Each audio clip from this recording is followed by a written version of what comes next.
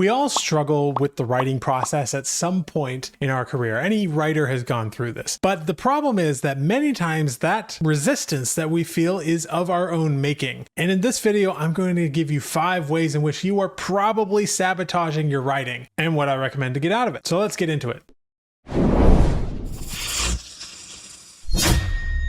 Number 1, you're spending too much time preparing to write. This is something I see a lot, especially around this channel where we are all about using AI in the writing process and learning how to integrate these tools. I see a lot of people spending too much time creating character profiles and world building elements, all of these little pieces, because we think that the AI is going to need all of those things in order to write a consistent and coherent story. And yes, having a little bit of extra guidance, like information about the characters and what they talk like, what they speak like, their personalities, all of that can add an extra layer of flavor to the characters themselves. However, we also have to keep in mind that by doing this, we are getting in the way of actually writing and finishing a book. I know a lot of people who have spent so much time on the preparation that they haven't even started writing the book, and it's absolutely critical to get started. Especially when it comes to AI writing, more effort goes into the editing of the AI writing than the actual writing of it. So it's even more crucial that you get that first draft down so you can start going through and editing it and making it your own.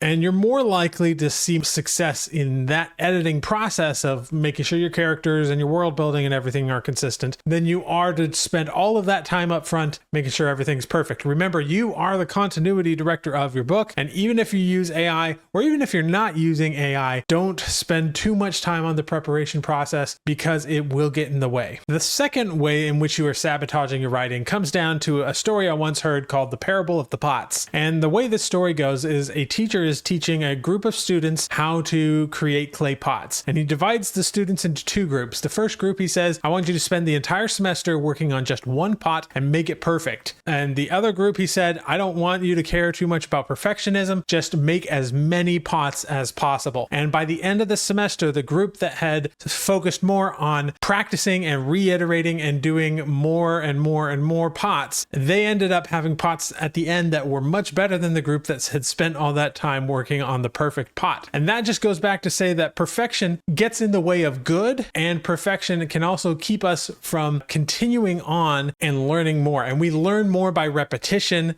than we do by spending a large amount of time on a single project. And so while there is a certain amount of revision and work that should go into polishing a manuscript, I want to make sure that you're not spending too much time trying to make it perfect, because most of the time you will just be rearranging words on the page and not actually making it perfect. And you will get more by simply moving on to the next project, the next pot, and doing that process again and again and again. It's only by doing that process over and over again, especially if you have a little bit of guidance to help you along, that you will actually get good as an author. The third one I also see quite a bit among authors out there, especially newer authors who don't understand the business of writing too much, and that is you're trying too hard to be original. First of all, let me just say that this is impossible. It is impossible to be completely original. Everything has been done in one form or another. All we are doing is rehashing things and adding our own sort of personal artistic flair to the story that we're trying to tell. But secondly, readers do not want original. Let me just say that again. Readers don't want original. Readers want to see the same thing, but told in a different way. So the word I like to use is fresh rather than original, because original, first of all, doesn't exist, but people also don't want something that is too original because it becomes too strange and outlandish and alien to people. Whereas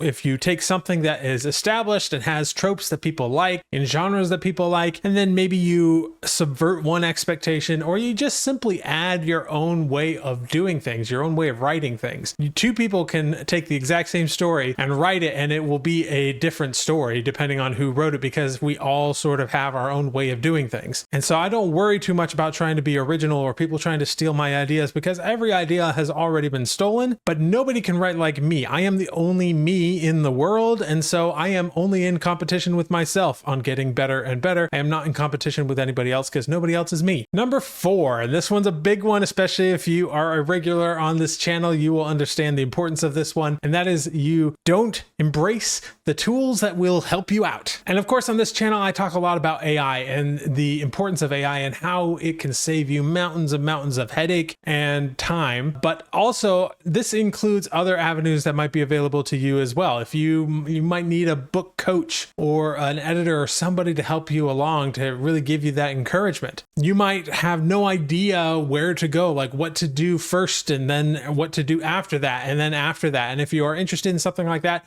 you can check out my membership down below where I walk people through the exact process of not just writing a book and finishing it and using tools like AI to help you out in that process if you desire, but I will also tell you how to market that book and to set up your entire author business in such a way that you will be able to market those books and have an audience waiting for you when you are ready to publish that book. If you're interested, go ahead and check the link down below and get involved in that. But evolving technology as well as just other people and their services, all of those things are an investment, and we need to go into this with an investment mindset, understanding that these tools and people and services will help you, right?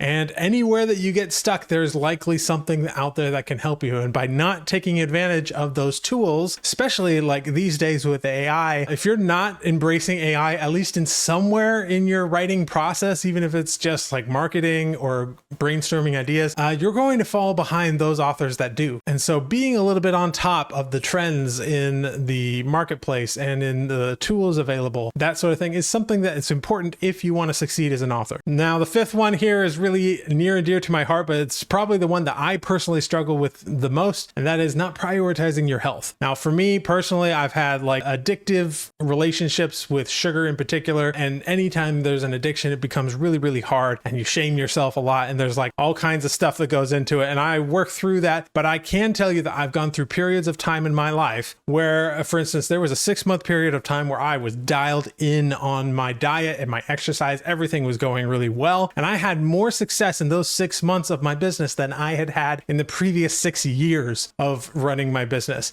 So it makes a difference to be mentally alert, to have a good diet, to get a little bit of exercise. There's a study, and I'll link down to this below, that says that just getting a little bit of daily exercise is the equivalent. It's actually 1.5 times more efficient for mild to moderate depression and anxiety than drugs and psychotherapy, which is crazy. Like most of us, if we're struggling with depression, our gut instinct would be to go to a psychiatrist and get a pill and maybe go through some therapy. But all you need, at least for mild to moderate depression, is to just exercise a little bit more. Like just doing that one thing can make such a difference. And if you add together good sleep and a good diet, eliminating sugar and things from your diet, like the amount of focus that you will have and energy that you will have to just go put all of that into your business, it's absolutely incredible. And I've seen the difference in times of my life where I was doing it well and times when I wasn't doing as well. And I can absolutely say that the business just absolutely explodes when things are going well. So please make sure to prioritize your health, and otherwise that could be a major area of self-sabotage. Now, if you are someone who is into AI, I'm assuming many of you are if you're coming to this channel, there are additional issues that you may also run into that I recommend you check out. So I have a video all about the mistakes that AI authors often make. Definitely go check that video out to have a little bit more along these topics of conversation so that you can make sure to avoid these mistakes, and I'll see you in that video.